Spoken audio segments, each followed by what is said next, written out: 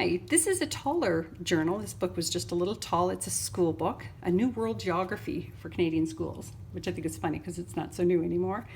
On the outside, I left the cover alone. I think it's just fantastic. It's great Canadian memorabilia. But I have decorated the sides with some beading that I did and some chain work just to give it a little bling. You'll notice that I kept things like the Scotch tape marks from the library, and this one is from something senior public school library. There's just lots of little places that you can journal here. I put a little doily in here just for fun. You can journal on that. And look at this great old photograph of these two grumpy old men. I just think it's great. So you can journal on the back of that. And this is a really old book page here that I've embellished and added an extra journaling tag for you there as well.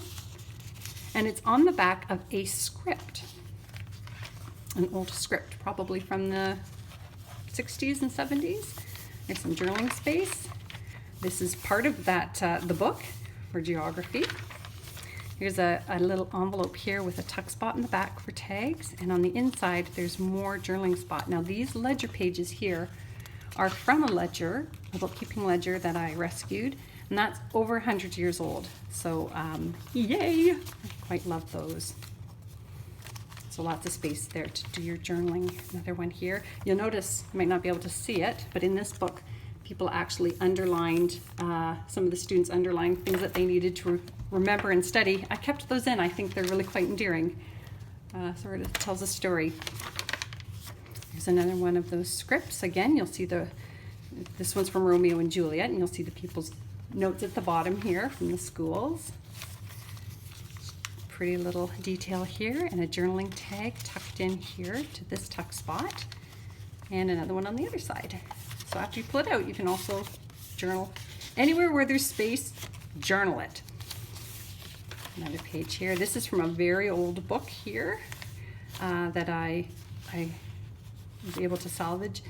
This might be my favorite page in the entire journal. That's from that ledger I was telling you about. There was two of them. This is one that is filled. It's from a school book, Learning How to Bookkeep. So that's the original penciling there. And they would have flipped it up and back, so this one's upside down. This is from an old book on illustration. There's that journal ledger again. This is just, it's actually a new card, but I like that it had the vintage look on it. So you can journal there as well. Here of course. This is from an old book. There's more of that handwriting. This page came out of a book that was used, it's an antique, but it was also used on the set of Anne with an E, a great Canadian TV series. I love this illustration in an old book I found. There we go. Poetry for senior students. How great is that? Lots of spots to tuck your thoughts in here. Here's a hand-typed story, and I believe this is the carbon copy, which I think is fun, and you can still see the original staples and 3 holes punched.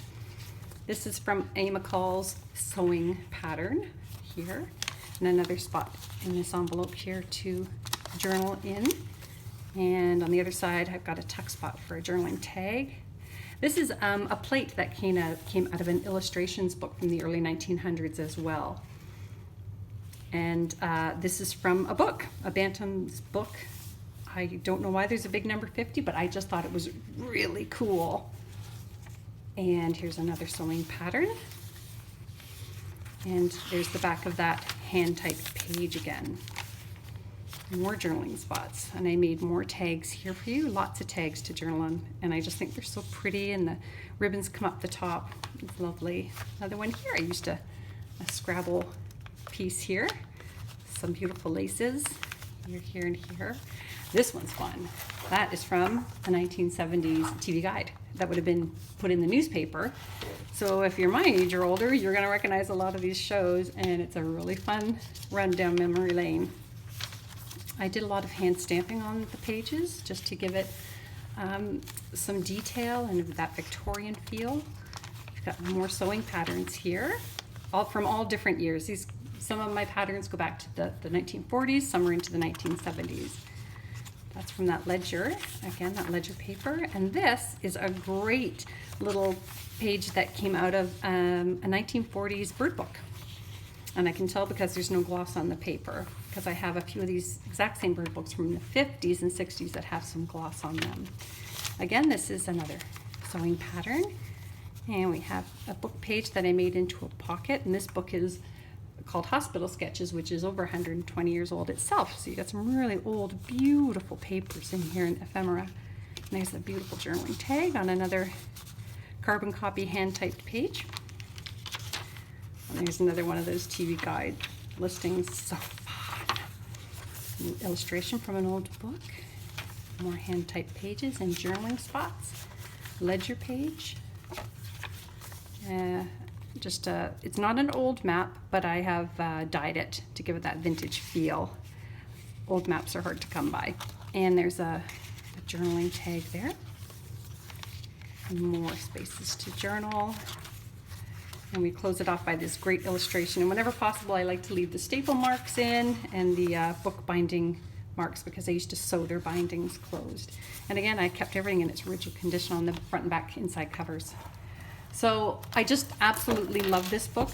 This is a $55 book, and it's, of course, first come, first serve.